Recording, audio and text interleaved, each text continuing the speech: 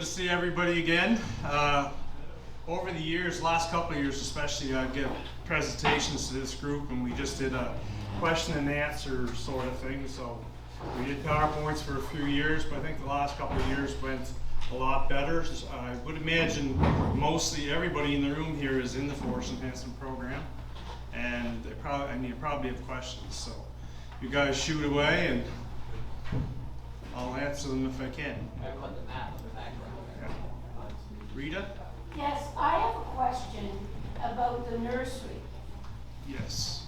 I was told that there's no hardwoods whatsoever available.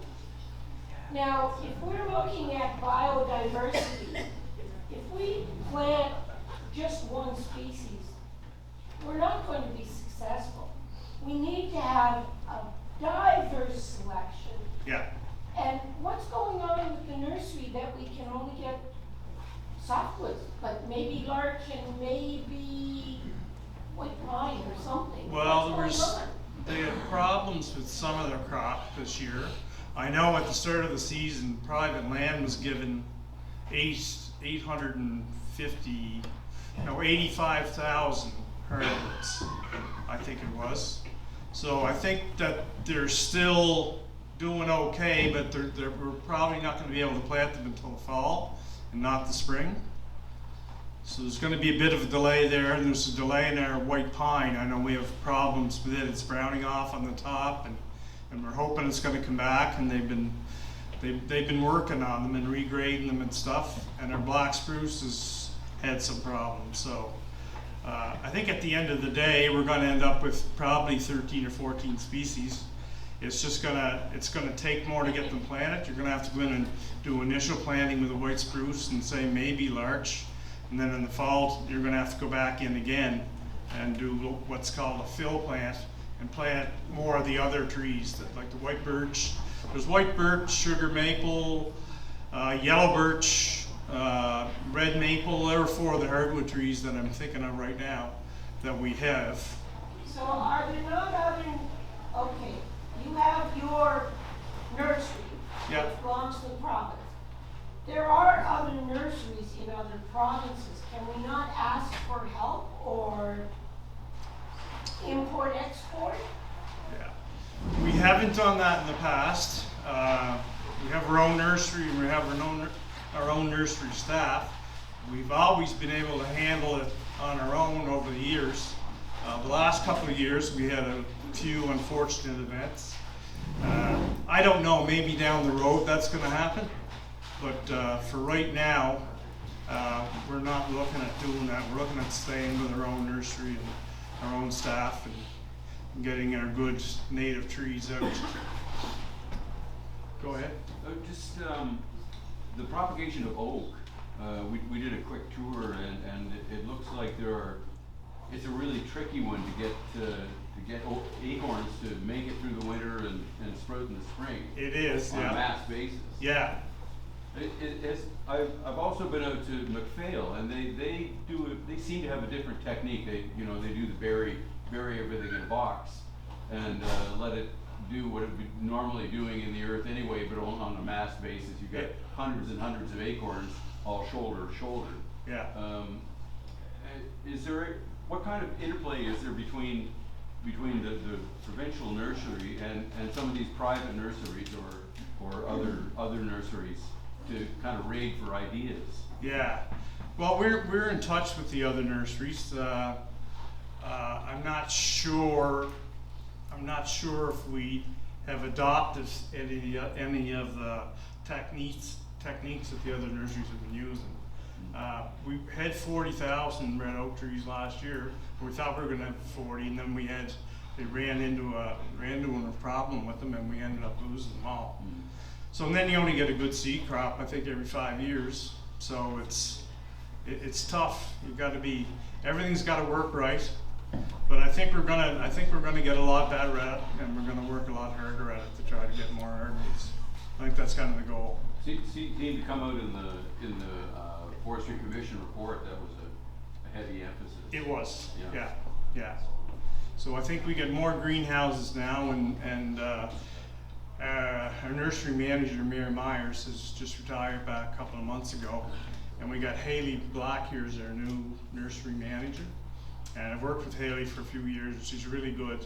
She's got a lot of experience. She worked up there with Mary for a few years, and she's very bright, and I know she's keen on doing a good job and getting things running smoothly. So hopefully give her a shot, and within a year or two, you know, things are going to improve.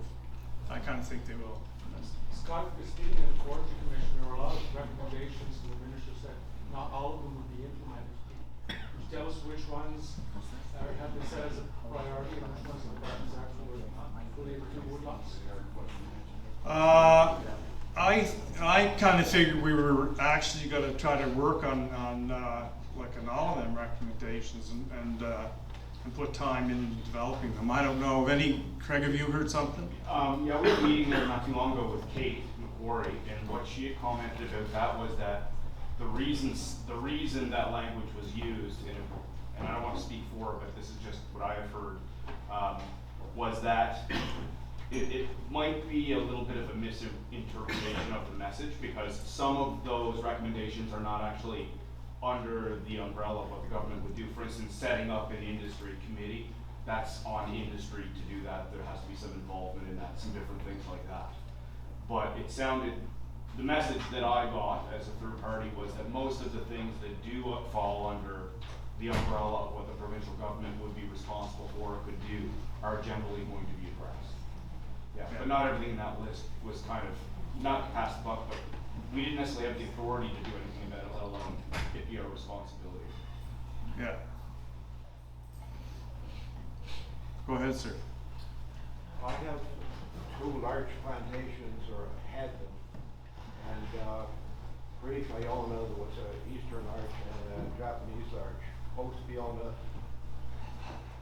the eastern larch was horizontal. Yeah.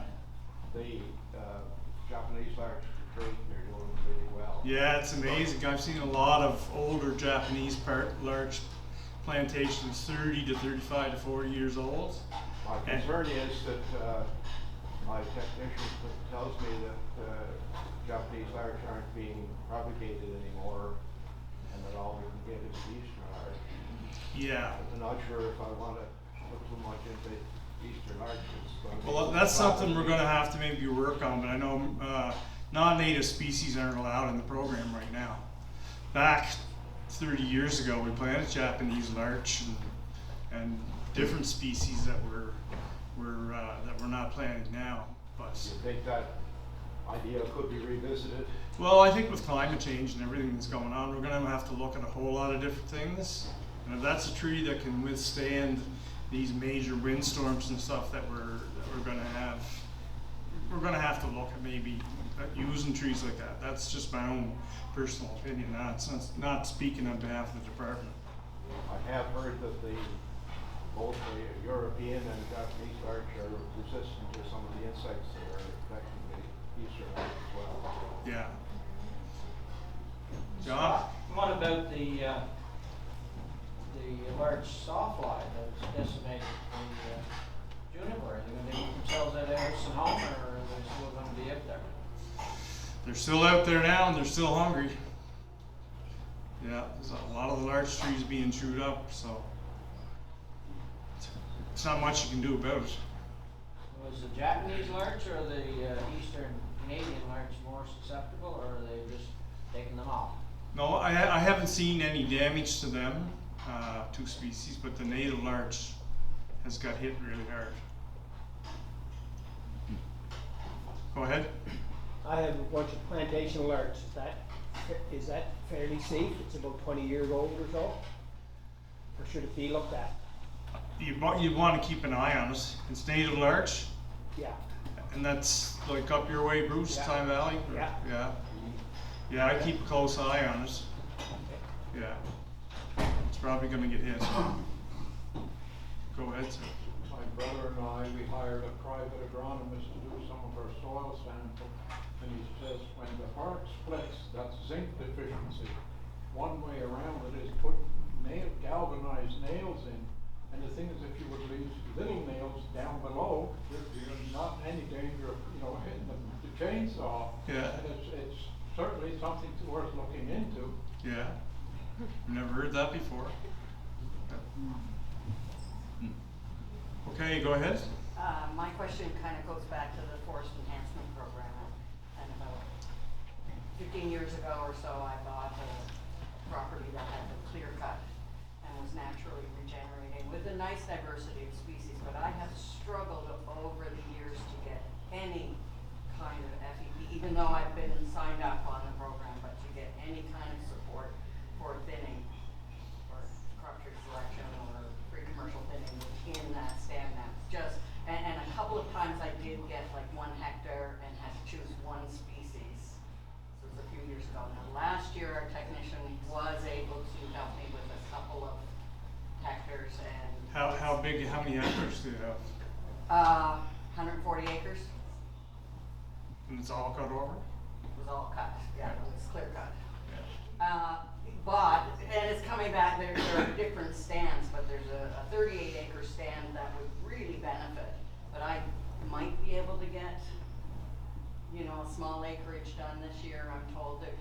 My question is, are we going to get any more incentive money for that kind of conservation, restoration work that isn't directed towards like a single species or, commercial timber production, but towards restoring an Acadian forest, helping those trees? There's definitely funding out there, and pre-commercial thinning is something that we like to do if there's quality trees within the area, right? If they're walking in through there and it's all pin cherry and gray birch, and we're not spending money on that. But if there's good quality trees, there's no reason why you shouldn't be probably getting worked on. So I have 3 kinds of spruce, larch, white pine, red maple.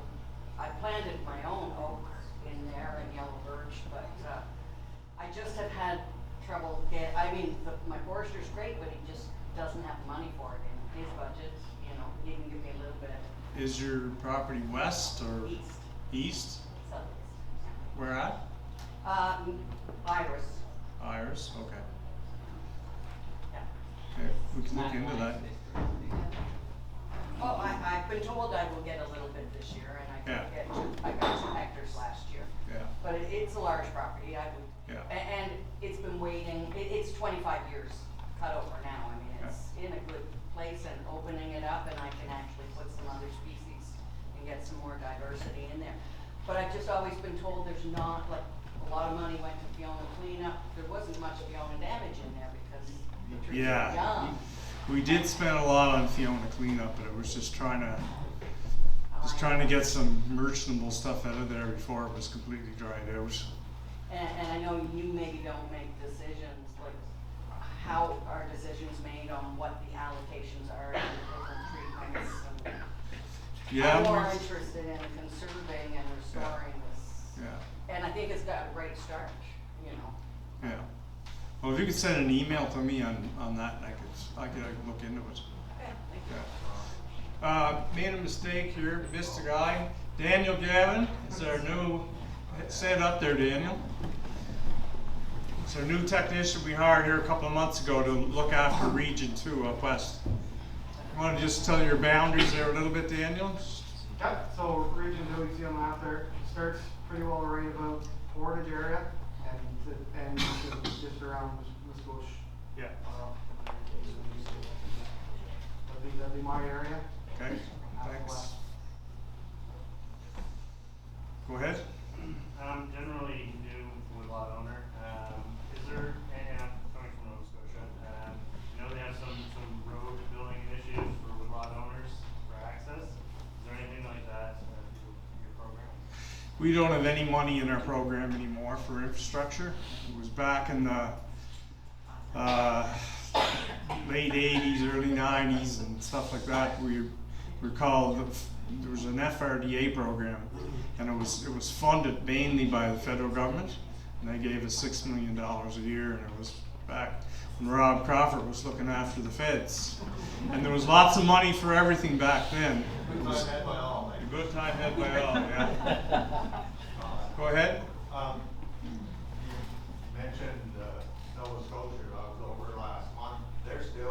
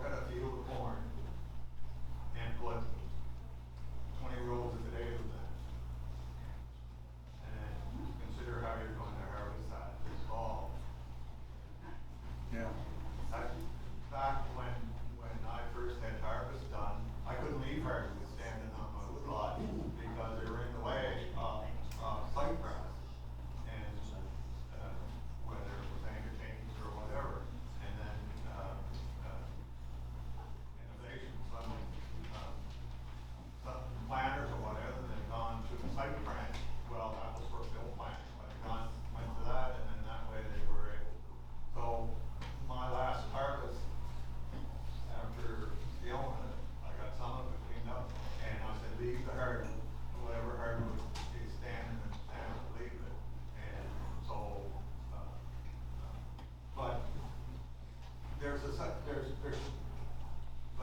we gotta have lumber. Somebody's gotta grow lumber for us, or whether it's for boardwalks, or lookout towers, or Clay had, or someone knows, Julie had a picture there with plank there alongside of the wet area where where you can walk. Well, that's lumber, Yeah. you know, you gotta, like, single species. As a woodlot owner, I should be able to grow 25 acres of black spruce or white spruce. That's my feeling. And while still having all the diversified areas on my woodlot that I have, but like, there's no voice there against, or we don't hear against farmers. You know, like that example, like put 10, 20 rows a day or no cornfield. Well, that's what putting hardwood into a stand is, unless you're doing something that's like regenerating Canadian forest or mixed, and I'm perfectly acceptable to that. But don't take away the right of someone that wants to make a few dollars off of their woodlot. Agreed. Anyone else have any questions? Go ahead, Rob. I'm just gonna mention, Scott, there's a lot of public interest in hardwood for diversity, and I fully agree. Just thinking in terms of in my own opinion anyway, hardwoods are a little different beast than softwood in terms of predation and so on. What are your thoughts, or what are the department's thoughts in that regard, with regard to an upturn in the hardwood planting? Again, to address potential predation, what that high mortality does. Yeah. Well, I mean, we planted a lot of hardwoods years ago, trying to get that thing, trying to get it down and trying to be good at it. But you were putting hardwood trees in, and a week later they weren't there. They were getting chewed up. And we left the field and the rabbits had the pruner ready when we left. well, it's tough, and I think that's why red oak has done so good. It's probably got pruned, but then it's just comes back the next year like even hardier, and it's gone then. And you got it all over our landscapes. Anywhere where we planted red oak, we've done well. But we struggle with the rest of them. I don't know the answer to it, but you got to keep trying. Oak is one tree that I've seen in my region does surprisingly well if you put, not in an open field, but certainly in a cutover if you put it in at the same time as the conifers, because I think, you know, when we're putting hardwoods in, a lot of the time we're looking for, especially the tolerant hardwoods, you're looking for some environmental protection from heat and desiccation and stuff like that. So you want to put them in when the first established trees, like the first layer of conifers, are already there and established. You're getting some more shade, maybe some more grass suppression, that type of thing. The oaks tolerate that, but they also suffer the open conditions because it's easier for predation on the rodents that are preying on the oak, right? So there's nothing, from what I've seen, there's nothing saying that we can't plant oak early on along with the conifers and the open blocks. My anecdotal experience is that works pretty well. We have to have the trees to do that, of course, but.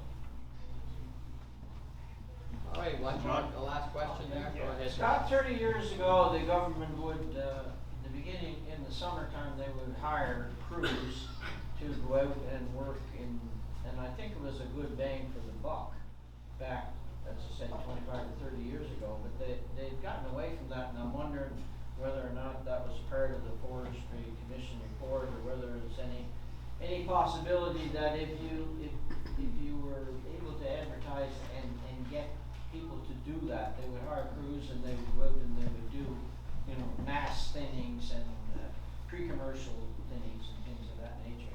But they've gotten away from that because of manpower, I know that. No, but there's still a lot of small contractors out there that are doing all them jobs, John. They'll go out and do a 20-acre pre-commercial thinning or a 10-acre pre-commercial thinning, or they'll strip cut, or they'll plant, or they're doing everything. So we have a good program. We're built back up there now. It was looking like we were going to have to try to find a way to train people to be silviculture workers. Yeah. But they've got training. We have a lot of guys that were out west and come back home, and they're working now, and things are working out really good. Yeah. Well, it used to be a shortage of contractors, but now the contractors are trying to find enough weeks to keep their guys going. So if there's too many, then they don't have enough work. So, but anyway, it's turning, like Scott said, the other way now. We got a lot of young people into the FEP program, planting trees, doing thinnings and that. So it's not a concern as it was 10 years ago. No, it changed. Yeah. All right, well, thank you Okay. very much, Scott. Okay.